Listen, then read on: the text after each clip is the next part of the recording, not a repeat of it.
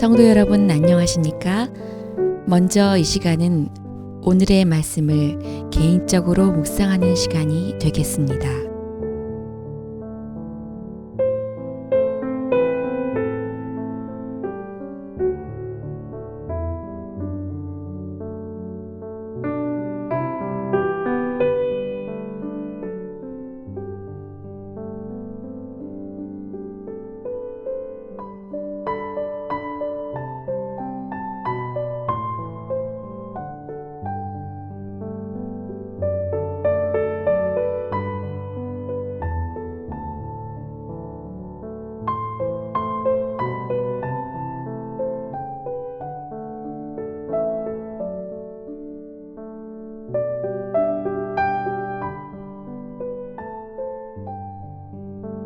기도하시겠습니다. 하나님 아버지, 오늘 말씀을 묵상할 때에 성령께서 마음을 열어주셔서 마땅히 깨달아야 하는 말씀을 깨닫도록 하여 주시옵소서. 예수님의 이름으로 기도합니다. 오늘 말씀은 창세기 19장 12절로 23절의 말씀입니다. 오늘 말씀은 손님을 내놓으라는 소돔성 사람들의 눈을 어둡게 한 천사가 이제는 소돔성이 멸망되는 가운데에 롯의 가족을 이끌어 소돔성 밖으로 나오도록 하였습니다. 그리고 여기에 대한 롯의 반응을 기록한 이야기가 오늘 본문의 내용이 되겠습니다.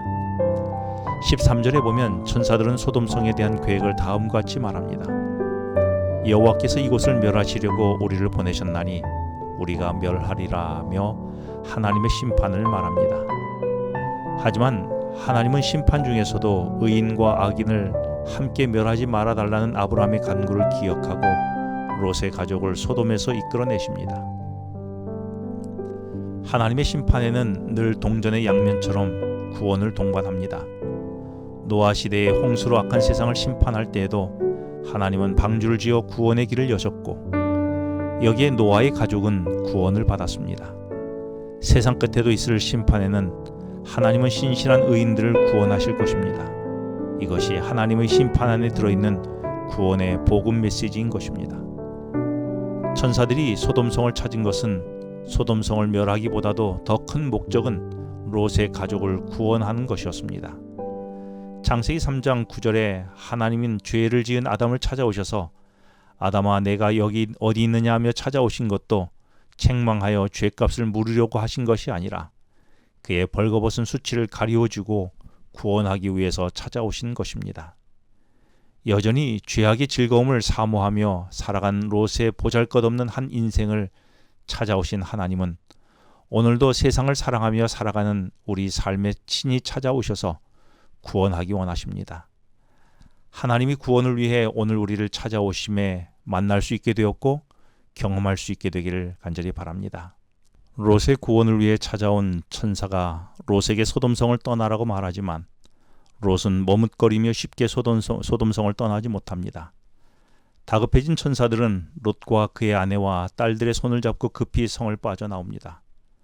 왜 롯과 그의 가족들은 소돔성을 쉽게 빠져나오지 못했을까요? 본래 재물에 욕심이 많았던 롯은 죽음 앞에서도 자신의 재산을 다 놓고 간다는 것이 못내 아쉬워 머뭇거렸습니다. 이런 롯의 태도는 하나님의 명령에 즉각적으로 순종하였던 노아나 아브람과는 대조를 이룹니다. 롯은 마가복음 8장 36절에 사람이 만일 온 천하를 얻고도 자기 목숨을 잃으면 무엇이 유익하리요라는 말씀의 의미를 깨닫지 못한 것입니다. 많은 사람들도 재물 쌓기에만 급급해서 재물을 잘 포기하지 못합니다. 여러분은 롯처럼 생명을 위해 재물을 버리고 떠나야 하는 상황이 생기면 어떻게 할 것 같습니까? 역시나 머뭇거리지는 않을까요? 하나님의 나라를 위해 재물이 요청될 때에 혹 머뭇거리며 고민되지 않습니까? 여전히 하나님의 나라보다 재물의 욕심이 내 자리를 차지하고 있습니다. 하나님 나라의 선택을 위해 너무 소돔성의 재물과 쾌락에 목숨 걸지 않았으면 좋겠습니다.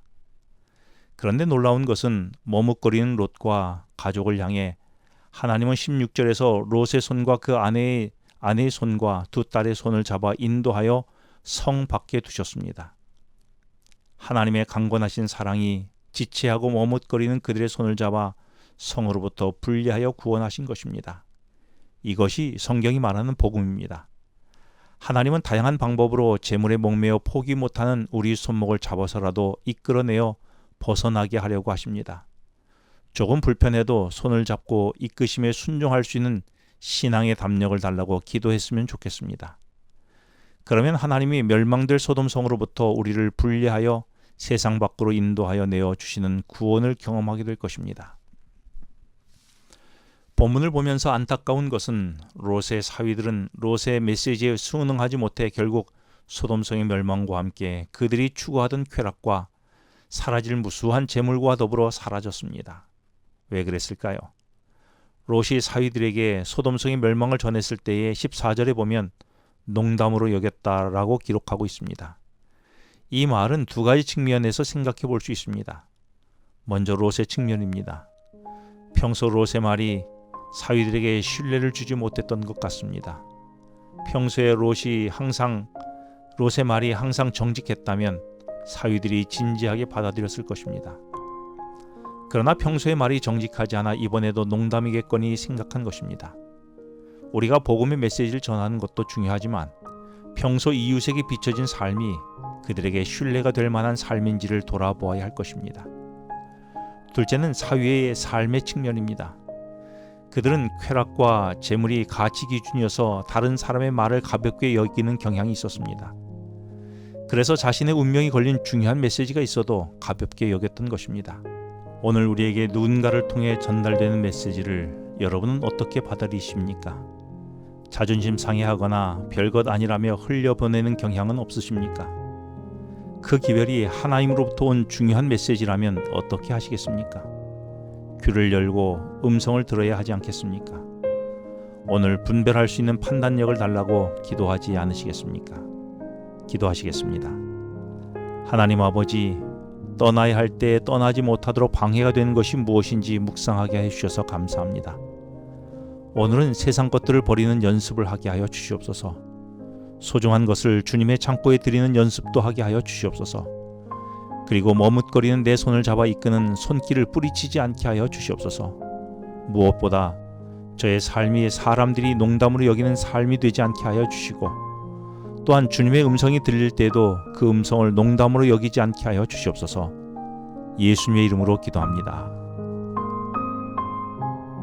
지금은 개인 기도 시간입니다. 오늘 주신 말씀을 묵상하면서 주어진 기도 제목과 개인 기도 제목을 놓고 기도하시겠습니다.